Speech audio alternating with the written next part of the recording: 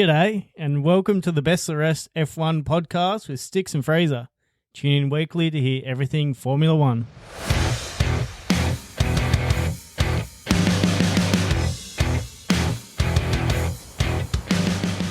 G'day, legends.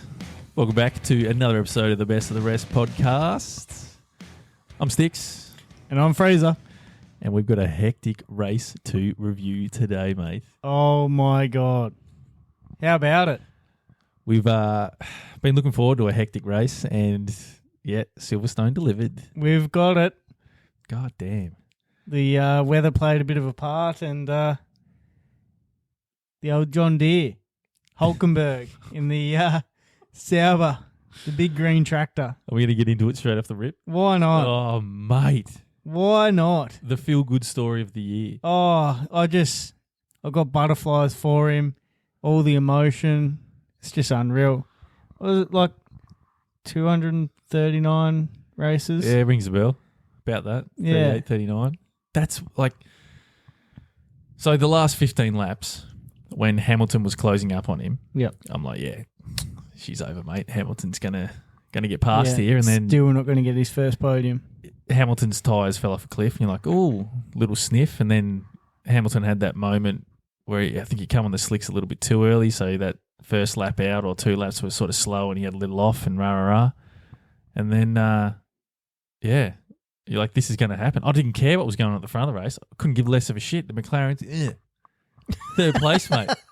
That's all we want to bloody.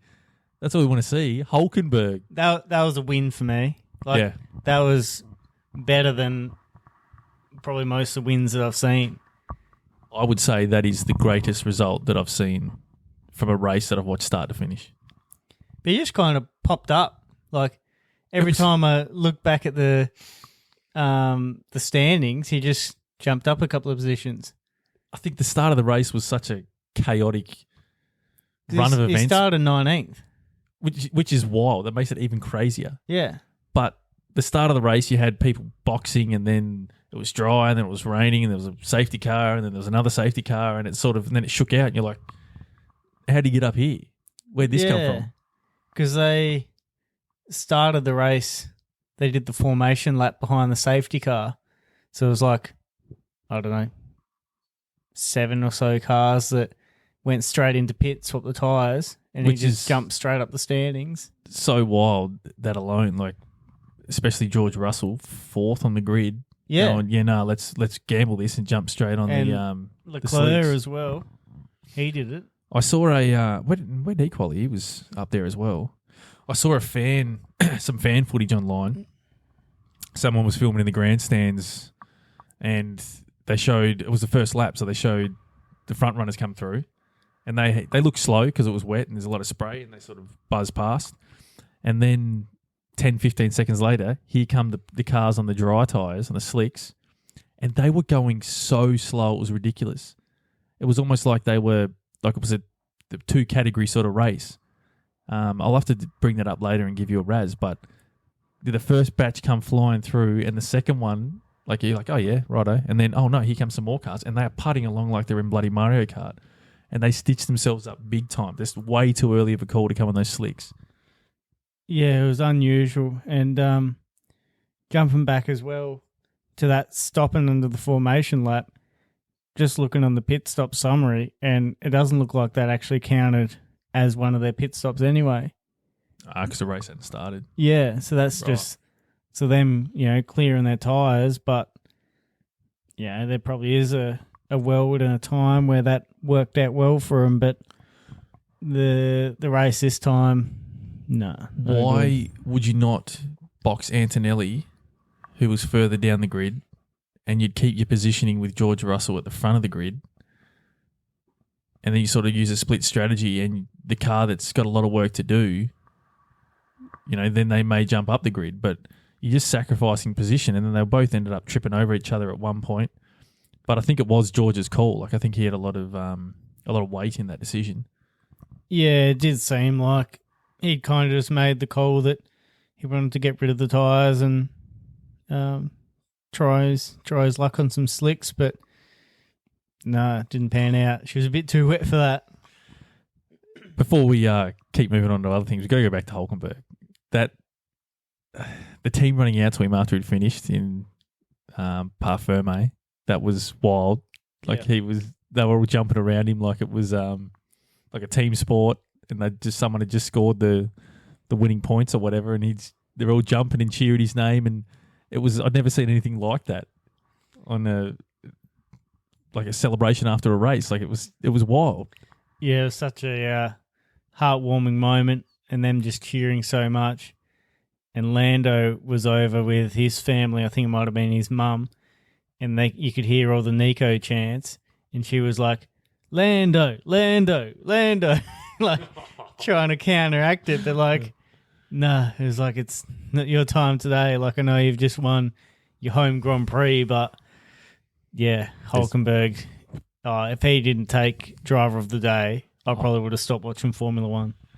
There was a bigger result than Lando winning going on. Yeah. Like that's 15 years in the making, and yeah, like you said, 230 odd Grand Prix. Yep.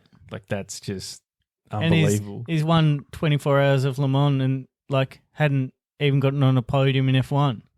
So it just feels like order has been restored. It's like something's fallen into place now. It just feels natural. It united all the Formula One fans. Doesn't matter who you go for. You're a Hulkenberg fan on Sunday. Yeah, I wanted to go out and buy some merch for him and start repping the Sauber shirt for him. I reckon he got a lot of fans from that performance. Like people that are just like, you know what? Like, because he sort of probably one of those drivers that flies under the radar to a certain degree. Like he's a gun, but he's just not spoken about as much as some of the guys in the top teams. But yeah, that's put a spotlight on him, that's for sure. See, Magnussen was in Hulkenberg's pit garage. Which is crazy. Yeah. Went from lick my balls, mate, to I'll be in the garage when you get your first podium. Yeah. That's insane. Yeah, I didn't expect that one. Like I thought, he might attend a race, but probably under Haas, just getting him in old team, whatever. But no, he was in the Hulkenberg pit garage. Did you see Hulkenberg's daughter celebrating?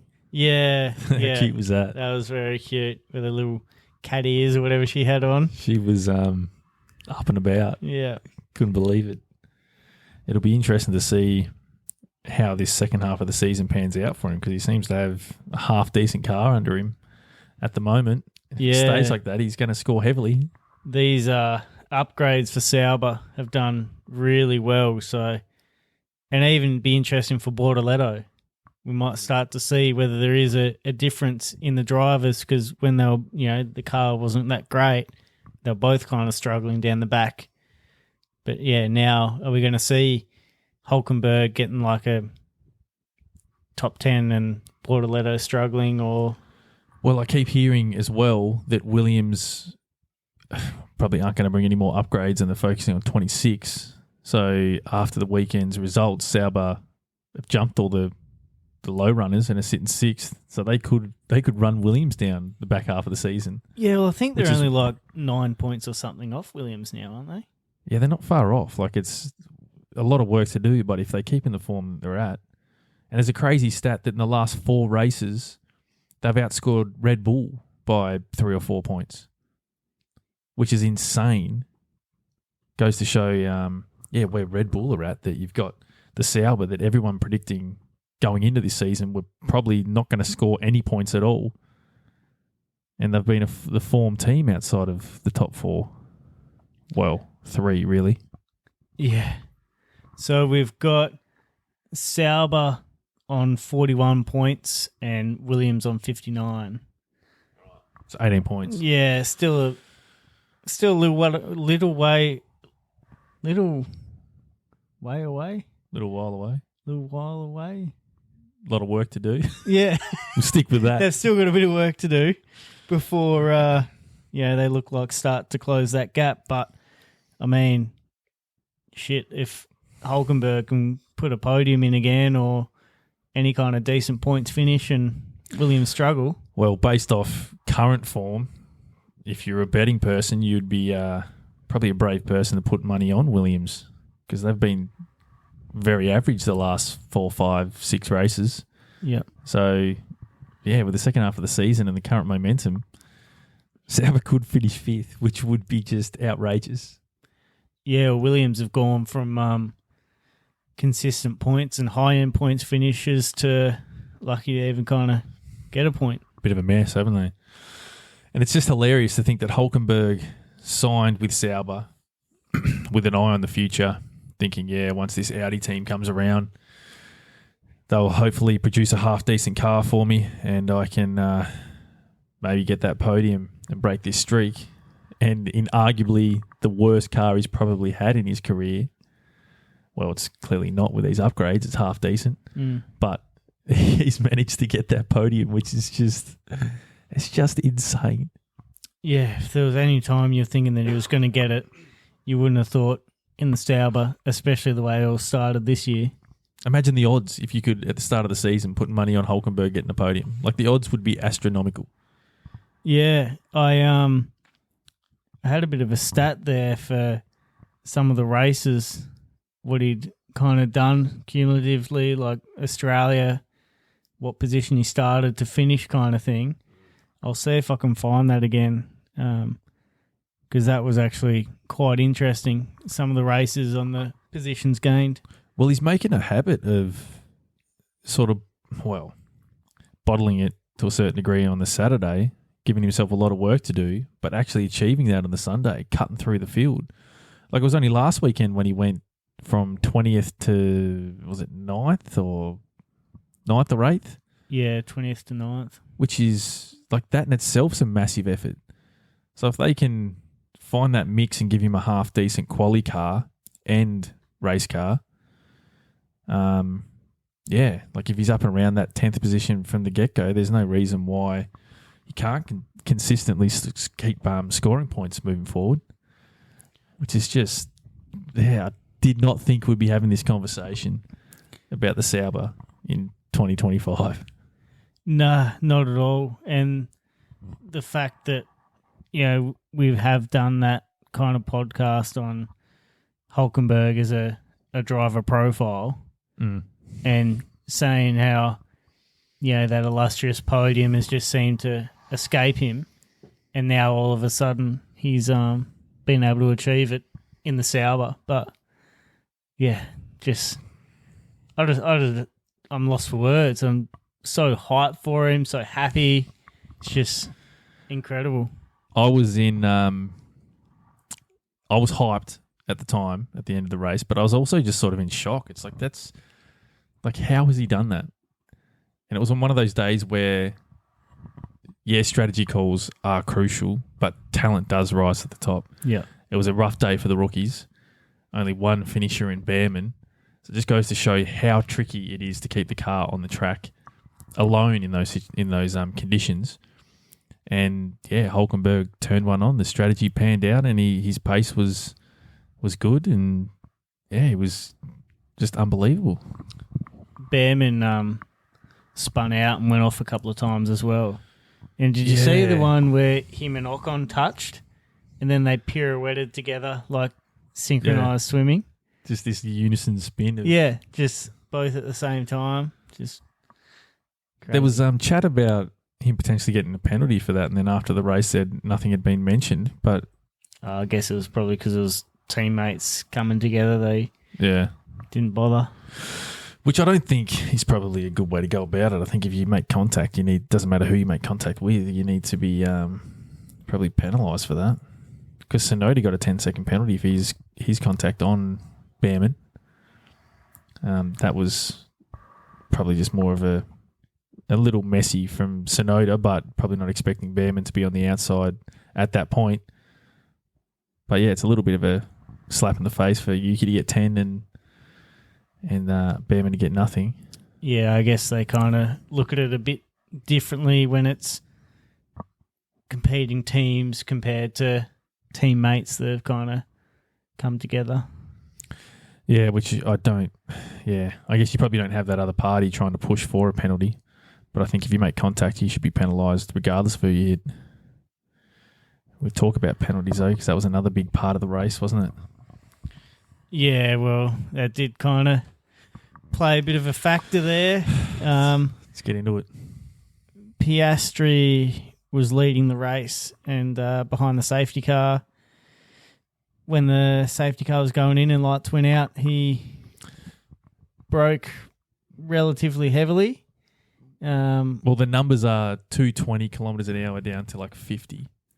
Yeah, and it was like 60 psi of brake pressure. And they were given context of the one with Russell in front of Verstappen In Canada was 30. And he only dropped, I think he was doing 150, 160 down to 80 or something along those lines. Yeah. So you talk, and the thing is, that braking, like Piastri's argument was that he was braking to warm up the tyres and didn't expect the safety car lights to go out because it was so late in the lap. And he'd done that in the previous lap because he's trying to get some temp in the car while cruising around behind the safety car. And It sort of was just, that's how it's panned out. But yeah, you can't brake in those conditions that hard where the visibility is so shit. Like for him, it's fine, but you sort of forget that 2 or 3 cars back, you really can't see shit and you can almost take out a bunch of cars. Oh, some of that spray was just incredible. Like, so dangerous as well in some instances. But did you see the one where Hadjar ran up the arse of Antonelli?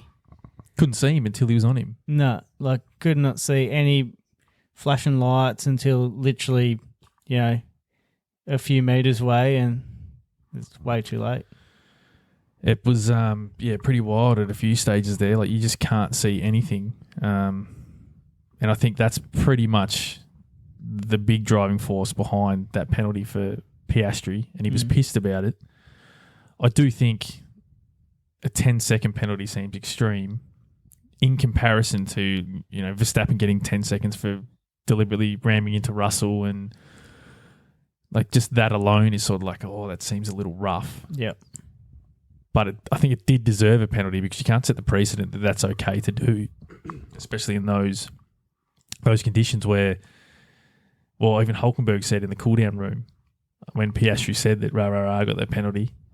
And Hulkenberg said, yeah, well, I did have to sort of take some evasive action there because it did bunch up quite abruptly. Yeah, affected a few of them down the line. So yeah, sometimes it's the flow-on effect that it has as well, and being wet weather. So yeah, I do understand. I reckon that a penalty was justified for it. Maybe 10 seconds probably was a little harsh, but in the grand scheme of things, whether it was 5 or 10 seconds, it wouldn't have affected that race result too much because Norris was right up his arse anyway, so a 5-second penalty still would have seen him go ahead. 10 seconds, well, he didn't drop any further than second anyway. So yeah, he didn't lose out too much. I have heard some people say they reckon that if it was a 5-second penalty, there would have been a chance that Piastri could have actually raced him in the last few laps, which would have been spicy. But okay. Yeah, it's just,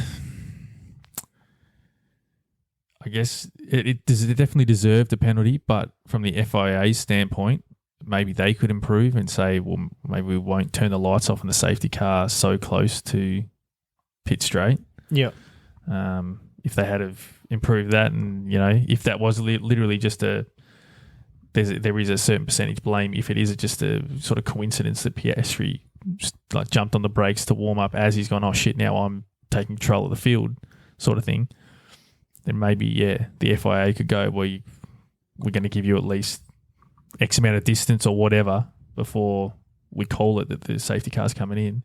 Because if I'm picturing it correctly, I think where the safety car lights went out, you've only got like that next bend and then you enter the pits. So you're pretty bloody close. Yeah. Yeah, it does sound about right. Do you think that Verstappen's spin on that restart had any weight towards the Piastri decision? Do you think the FIA or the stewards could have been looking at that and going, oh, so Piastri stomping on the brakes was dangerous, one, but he's caused Verstappen's tyres to cool down and he's had that spin? Do you reckon that there's any weight to that? There probably is a little bit of a what do you call it, like situation-based penalisation that they've, looked at it and gone, oh, yeah, he broke suddenly, which was, maybe a bit dangerous, but also as a result, when Verstappen's gone to get restarted as such, it's affected his race and his restart. So, yeah, maybe there is a bit of a factor of that, but I mean, either way, I think I still, like, even being McLaren and definitely a Piastri fan, I still think that, it's warranted that there was a penalty given there. So, and I think you can slow the field down if that's what you want to do, but you need to be a little bit more gradual with it and not just that's a massive speed drop when you're talking about 220 down to 50k an hour. Yeah. Like and that crazy. kind of thing's, the typical like Verstappen thing. So if you flip that and it was Verstappen doing that to Piastri, it would have been an uproar. Like everyone would have gone slam dunk, penalty, Verstappen's at it again type thing. But because it's a Piastri that doesn't do stuff like that very often. And Verstappen, they were trying to still throw some shade and reckon that he didn't slow down as quick as he could to try and make it look worse. Well, yeah, I know Verstappen is pretty cunning with stuff like that, but I don't know if he could have planned it that quickly in, 0.1 of a second type thing. But what did you make of Piastri's comments later in the race when he jumped on the radio and said, if you think this penalty's unfair, as I do, then let's switch positions back and let us race for these last few laps? I think he was clutching at straws there. Like, whether the team think that it's accurate or not, they're still getting maximum points. And the second part to that is he has received the penalty. So it is what it is. Like, just because it's your teammate. Like, I reckon Lando would literally walk out of McLaren if they did that. At his home Grand Prix and they make him switch positions and then imagine they take each other out and then at the end of the race you're dealing with a double DNF because of... no, that would be... The only way I could see that happening would be, if there was a clear number one driver and, championship points, maybe it's, the second last race of the season and say like when Lando was starting to have a bit of a run at Max at the end of last year, if it was that kind of position, they might switch him and go, well, best for your driver's championship is that you pick up maximum points. But nah, I don't think that was ever going to happen. I don't know how serious Oscar was being, or he's probably just sitting in the car just fuming for a while. But that was the most emotion we've actually seen him show. He's normally very chill and very reserved and, doesn't express any emotion on the outside. Obviously, everyone feels emotion, so there's got to be a bit going on. But he was visibly disgruntled after the race and had a bit of a chip on his shoulder. Oh, yeah. Yep, didn't want to say too much in that the interview at the end. Which you can understand. Like, they've been in the heat of battle. They have one cool-down lap that may take them 2 minutes. They park the car up, jump out of the car, and within probably, 5 to 10 minutes of the race finishing, they're being interviewed in front of a live crowd, and that's not a lot of time to cool down when you've just been going at it. You've had that penalty, and you've probably been stewing in the car for the last however many laps, just getting worked up. And you've got to switch on the old PR training. Imagine being that, pissed off about something. Like, you'd want half hour to an hour to cool down. Like, some things that, whether it's work related or not, but some things that get you really rolled up, you almost need to sleep on it. Like, something that's got you rolled up, you're almost shaking. You've, you go, oh yeah, I'm not going to reply or call or do whatever now. I'm going to wait till tomorrow when I've settled down a bit. So, and you think he's dealing with it in the moment of that raw emotion. Yeah, it's pretty hectic. Adrenaline's already up here from pumping, driving around 300 kilometers an hour, and for 2 hours or however long it is, hour and a half. Yeah, craziness. Do you reckon we would have seen that level of emotion if it wasn't Lando that won the race? If someone else won the race and his championship lead still grew a little bit, would it have been an easier pill to swallow from that aspect? Tough to say, I guess. I guess it's a bit of a catch-22. So, like, because it's his teammate, it's at least the team are getting maximum points. But then it's also his championship rival. So Oscar's leading ahead of Lando, who now has closed the gap to, 7 points or whatever it is. So, yeah, one side of the coin, it'd be, maximum points for the team. The other side would be, shit, I wish that was whoever, someone else, Hulkenberg. I feel as if... Imagine if Hulkenberg won. That'd be unbelievable. We can dream. One day. Oh, next year, Audi. Might be this year the way Sauber are going. I'd love to see it. Hulkenberg to win the championship, Drivers' Championship. 26, put money on it. No, now, this year. Mathematically... It is possible. Win. If he won every race. I think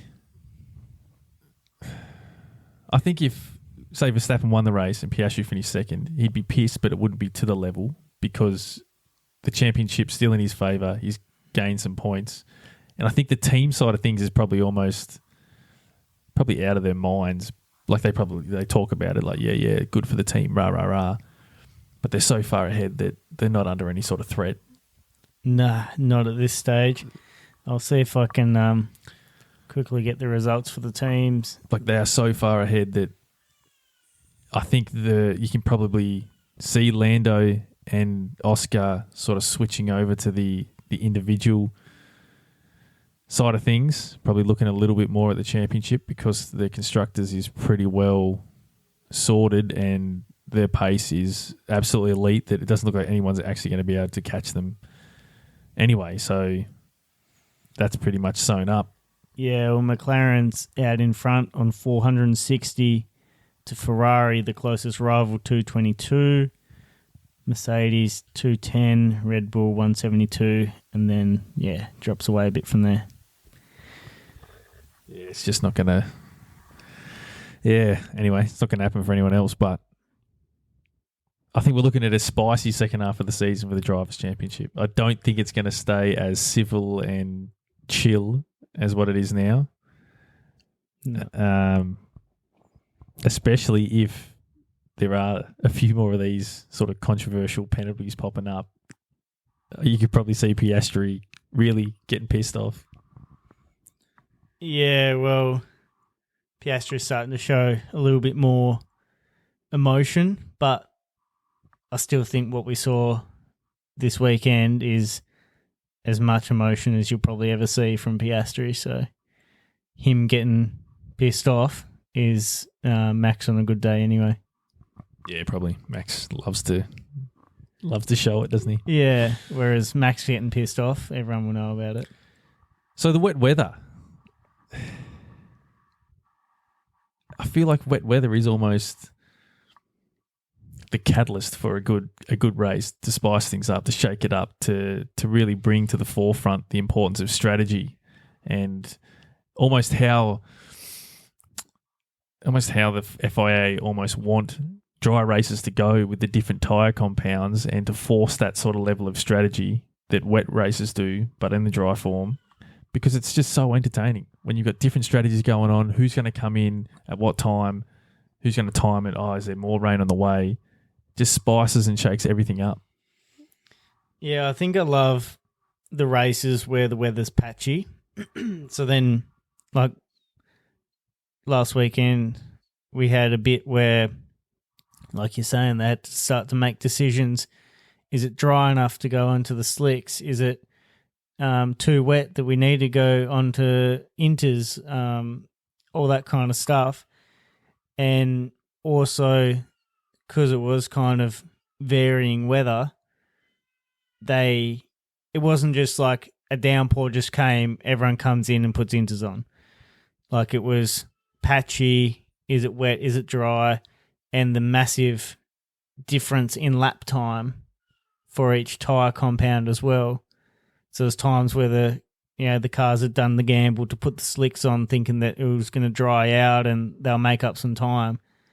And they were losing like 6 seconds a lap. Like just crazy kind of margins. But yeah, it's just that stuff that kind of starts to be entertaining, and you get some races where the gambles pay off and some where they don't. And that's, you start to see people like Hulkenberg starting to battle for podiums because of it. And I think that's what is amazing about those sort of races, is that it's the ultimate leveler. You've got teams that, Sauber typically on a dry day where there's no massive incidents are never going to be challenging for the podium, but it levels it out. Anyone can put a good strategy together and put themselves in a good position to score good points. And Stroll was in that position early on, but had poor tyre deg over the course of the race, and that sort of pushed him back, but they still scored good points. Yeah. Yeah, and especially with Sauber coming from 19th, like I don't think you're going to see that in a dry race, but... Nah, not without a big bloody prang that takes out half the field. The way Hulkenberg's on fire, as per that new song that they've started for him. Where did that come from? Is that literally just over the weekend, or did that exist before this? I think they just made it now, but I think they've just chucked his name in over the top of something else, of an existing song. Right. But yeah. Don't mind it. Because the tune kind of sounded familiar-ish. But yeah. New pod theme.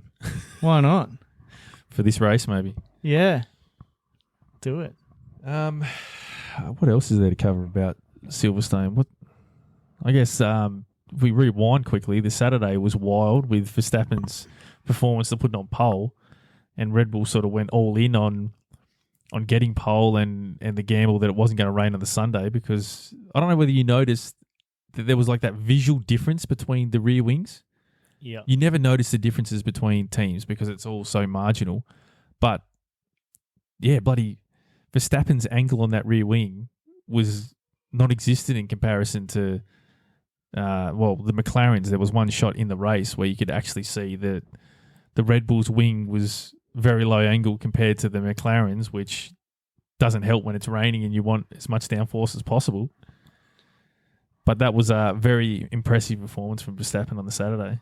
Yeah, it was one of those where Red Bull had actually come in with a track-specific rear wing, which, obviously worked in quali, but, couldn't keep it stuck to the track in the race, so paid the ultimate price. I don't know whether you saw, I think it was FP1, but at one point, Max could not keep that Red Bull on the track. It was fucking insane. So he turned into it must be like the first part of the track where there's a couple tighter, slower left and rights. And so he turned and he got oversteer, and then he went to the next corner and he got understeer. Yeah. And he's like, jumped on the radio going, this car's fucking undrivable.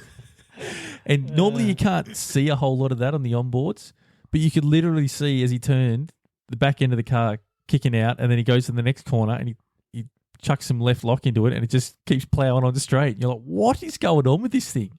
But it seems to be the Red Bull formula. The Friday, it looks absolute dog shit, and then somehow they switch it on overnight, and the Saturday, it's like up there competing for pole. I don't know how they do it. Sandbag. They must have some bloody good test drivers that are in there all night just lapping and lapping trying to find that setup. Maybe they do. Because it's absolutely wild. No, they do seem to have a bit of a theme of that, the old Red Bull. See what happens now with Laurent Meek is taking over the... Yeah, because bloody Horn is no more. No. Colapinto qualified 20th. And in the race, he didn't even start. I'm trying to think, do you know what really happened? He come in for like the tyre change after the formation lap, didn't he? And then just stalled or something like that? Yeah, I don't know whether he was changing tyres or whether he was actually starting from the pits from the get-go. But I heard that it got stuck in second gear and he couldn't get it going again. so they just had to retire it then and there. But to my knowledge, it hasn't come out at this point, whether that's mechanical failure, driver error, a bit of both. But the rumour mill is going off its chops at the moment. It sounds like there's a good chance he may not race come Spa. Could be So done. is this the end of his 6-race contract now? Was it Silverstone that finished? It must have been somewhere around there. Because what, Doohan did 5? Yeah, something like that. I don't know if it tells me. So the rumours are that Colapinto will be out and a likelihood that Bottas will be in, or they may give Doohan another shot because, Colapinto hasn't done any better than Doohan. If anything, he's probably done worse and he hasn't scored a point, and Alpine a 10th, and it's looking all doom and gloom. And that was the last thing that Colapinto needed, was that failure. Yeah, Colapinto's had 6 races now, so That'll be it. like you say, with that failure and a couple of poor results and stuff prior, could be lights out. I feel like I'd like to see Doohan get another shot. Like, because the regs are changing. So how much, I mean, this is coming from a complete novice, but how much data are you going to get by putting Bottas in the car to extract out of this formula when the whole regs are going to change? So you're not better to just see what Doohan's got for the rest of the season? Like, what is there to gain? I guess maybe they may be able to get the performance out of it and finish 9th, 8th, 7th, maybe. But a lot of these teams are building a lot of momentum at the moment, and Alpine have got a lot of work to do to catch them. And it's not like Gasly's put in some awesome drives, but he's not scoring a bunch of points. I guess the thing that teams have got to start to consider now is, now they're getting closer to the new regs kicking in, where they finish is obviously going to affect wind tunnel time as well. So you've got the catch-22 of, do you want to finish higher and get a bit more dosh, or do you want to finish lower and get more wind tunnel time to be able to actually test all these components that you've been developing, and see how it's actually going to fare and, get a bit of a head start. It'd be interesting to talk to somebody in the industry and see what they actually value there, whether they look at it as extra wind tunnel time or are they more focused on the money, like which way that actually goes. It'd be interesting to see their thinking around those sort of things. I guess different teams might think differently. Like maybe a team like Haas that's statistically struggled for money, they might like a couple more bucks rather than the wind tunnel, or other teams that have got access to a wind tunnel consistently probably wouldn't care that much. Yeah, it'd be interesting to see how that'd actually play out. Just to backtrack quickly, so Gasly scored 19 points for the season. So if you were to have another driver that was to score at his same level, they'd be on, roughly 38, which would put them 7th in the constructors at the moment. Can they close that gap if they were to replace Colapinto? I mean, I don't know. Bottas would be the man to do it if anyone could. But yeah, so that's probably going to be a developing story come the next week or two. Well, considering that they only put him on for the 6-race contract and he's only scored 5 points, maybe it is move him on and go for their plan C now. And I think the thing is, you said he scored 5 points. I think that was last year. I don't think he's actually scored any this year. That might be his career. Am I looking at overall career stats, am I? So he's on a donut next to Doohan. Oh, you are correct. Season points 0. Yeah, career points, that's full time. And the thing is, he jumped onto the scene and he was on fire. Like, he was making Albon look like, is Albon not up to scratch here, or Yeah, and I guess that's what started the thought process of Sainz was going to come in and kind of beat him, and when Colapinto took over from Doohan, he was going to, set the stage on fire, but hasn't been there. it's going to hurt Alpine though, because they gave him that 5-year contract, or it was a big deal. So I don't know whether he just stays on as a test driver or they just pay him out and cop the hit. Like that's pretty full on. Oh, I reckon there's all kinds of exit clauses, like because he's been promoted to the top seat now. His kind of contract as the reserve driver probably ended. Yeah, maybe. They'd have to pay him out though, because you'd think both sides wouldn't sign a contract and leave yourself open to be fully shafted. Oh, Alpine would be too clever for that though.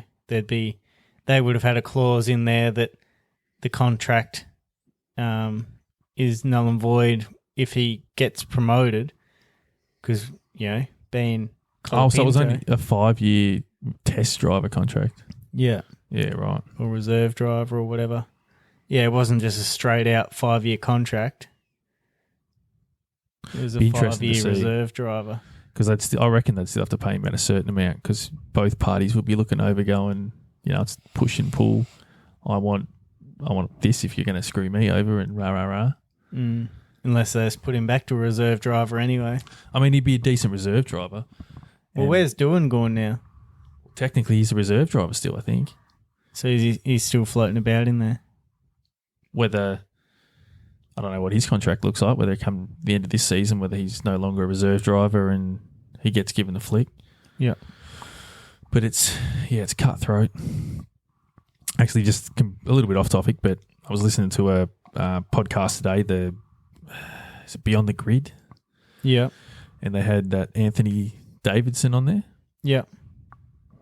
And he was talking about, because he was a test driver for the longest time, early 2000s. And wild setup back then. And the amount of money they would spend, unbelievable. So now it's a lot about like sim setups. But back then, it wasn't so much sim. It was like they'd actually go and do test days or like weeks. So they'd fly 3 cars out to a track, and the test drivers would be out there doing full days testing this. They'd have all these different tyre compounds.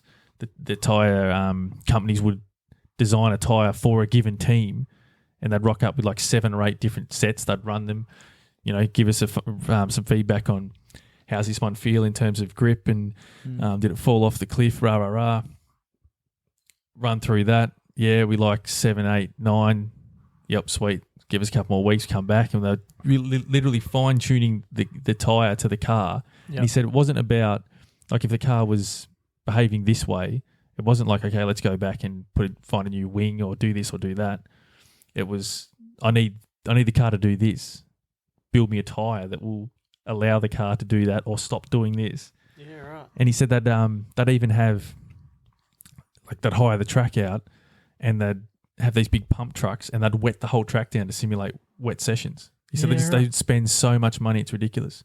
Like, and the actual drivers in the top team, they'd race on the weekend, they'd have 2 days off, they'd fly out to where they're testing, and then they'd have the actual Formula One drivers with the test drivers out there just ripping laps.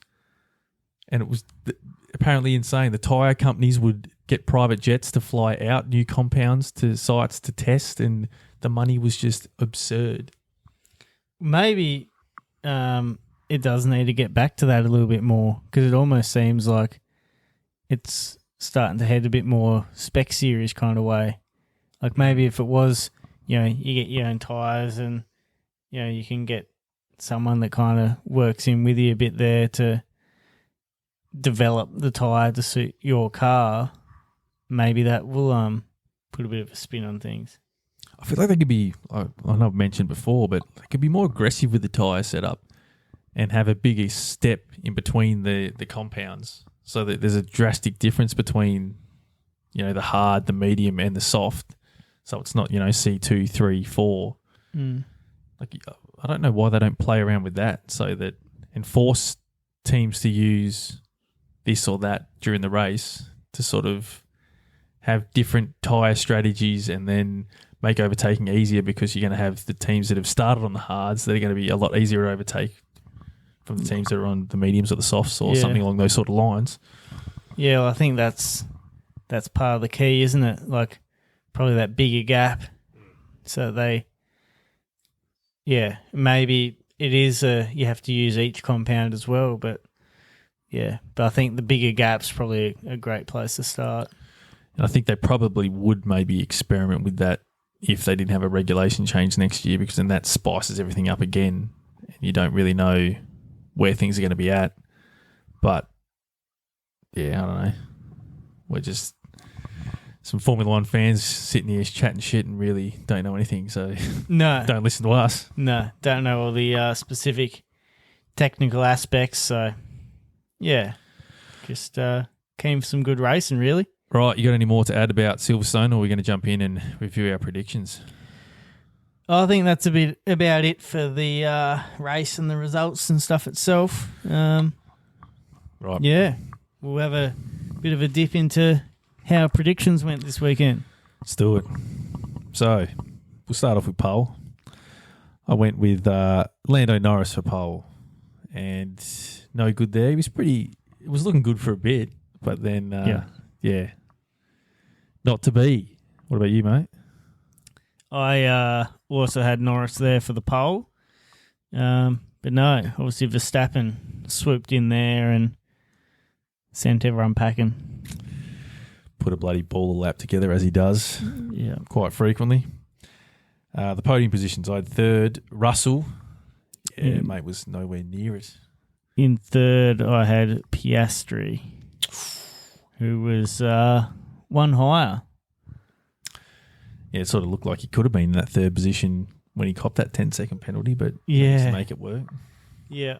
I was in a little bit of mixed emotions. I was, almost wanting him to suffer more so that he got third so he'd get a point, but also, not wanting him to suffer much at all so that he picked up maximum points himself. Second place, I had Piastri, so that's a point for me. About time I bloody put a point on the board. Oh, look at you go. Been a dry few weeks. For second, I had Hamilton, who was, just behind Hulkenberg there, so he finished in fourth. He was chasing him down for a little bit there, and He's in the mix. yeah, I was watching it kind of play out a bit with 10, 15 laps to go, and think, maybe he can get close enough to put something on, but no, Not to be. Not to be. First position, I had Norris. I also had Norris. That's points all around, mate. Not bad. Yeah, Not it was a bad. great race from the Brit, winning his home Grand Prix. A little bit overshadowed by Hulkenberg getting onto the podium there.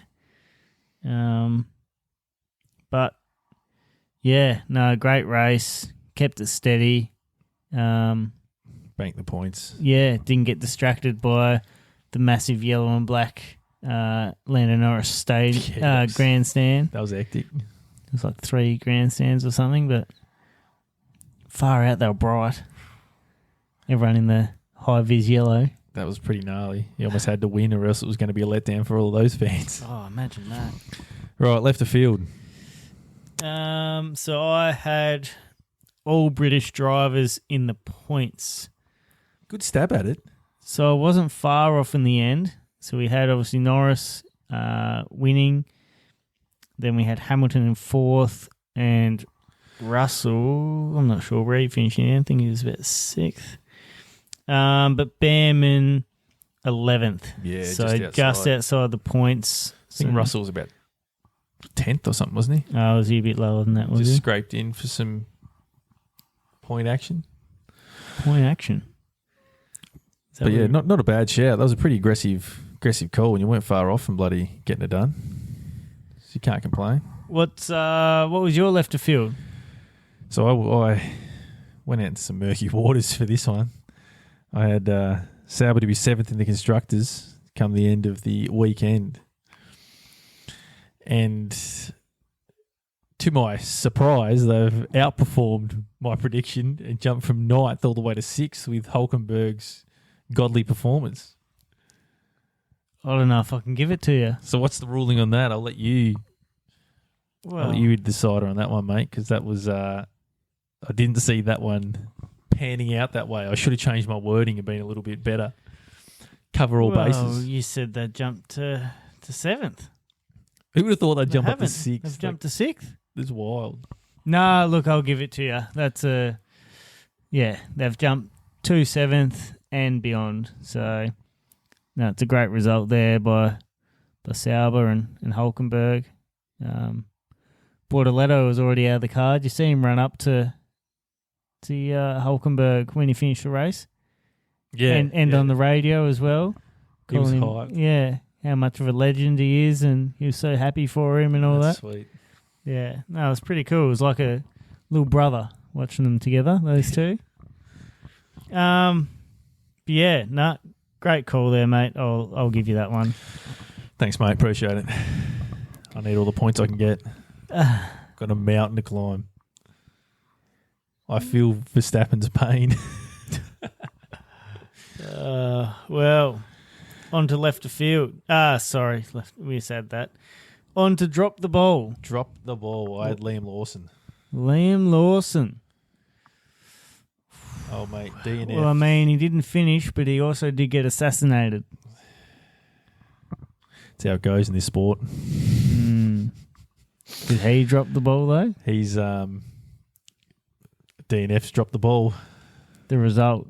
Yeah. The result itself is a drop the ball. That's what I'm calling.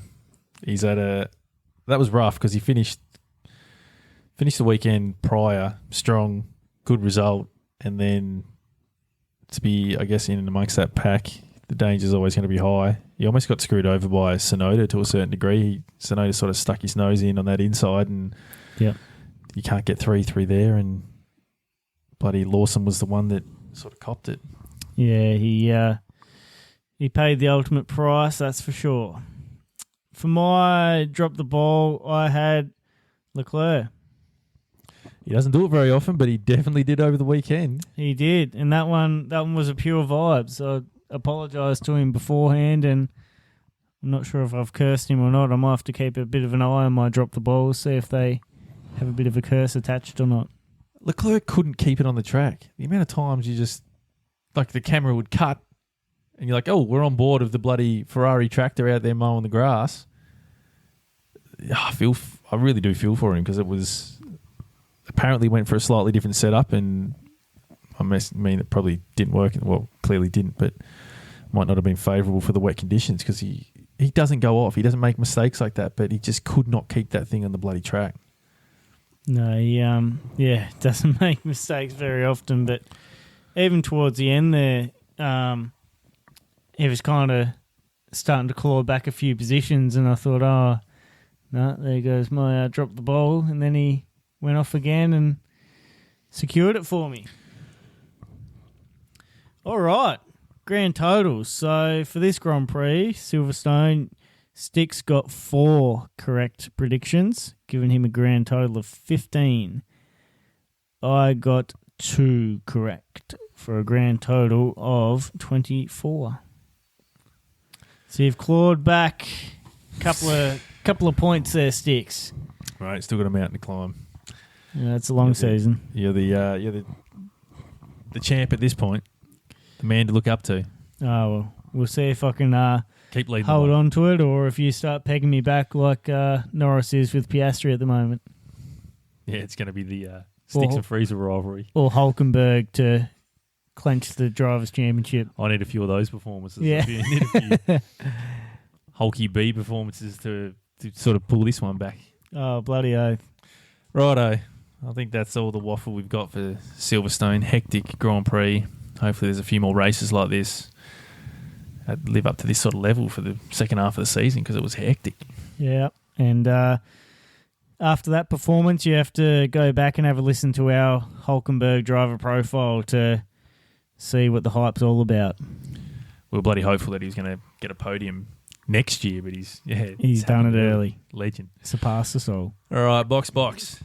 Righto, time to retire today's episode. If you've liked us, then share it, follow, hit like, subscribe, and we'll join you on the next one. See you, legends. See you later. Oh, look at this. This is not a dog. This is a piece of shit. Wavey's, Wavey's magic driving skills. Wow.